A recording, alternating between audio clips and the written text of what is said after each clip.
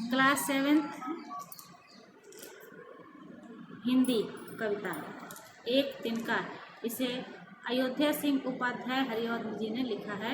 यहाँ पे अयोध्या सिंह उपाध्याय हरिऔध।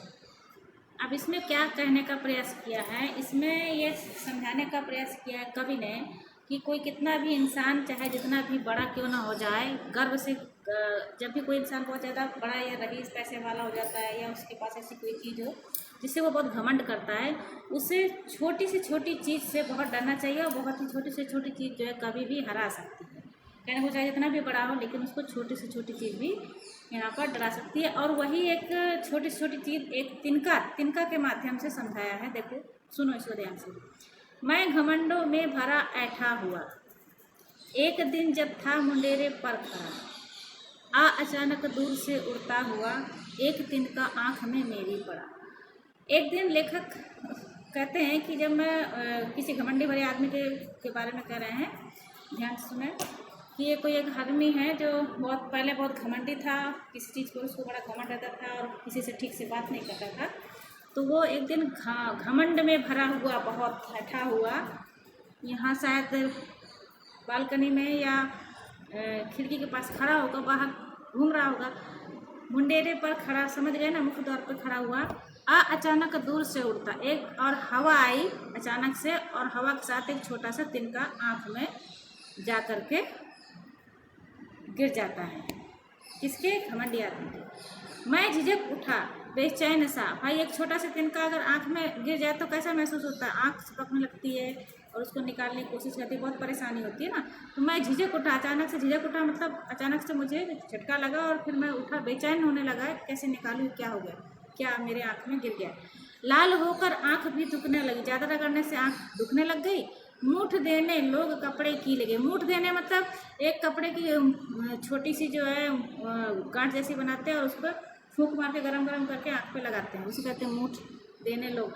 अब जिन लोगों से ये कवि बताते हैं कि जो घमंडी आदमी है वो घमंड में रहता था, जिन लोगों से ये झिझकता था मिलने से, वही लोग जो है उसकी आँख में जो है वो मूठ देने लगे कि यह आदमी जल्दी से ठीक हो जाए।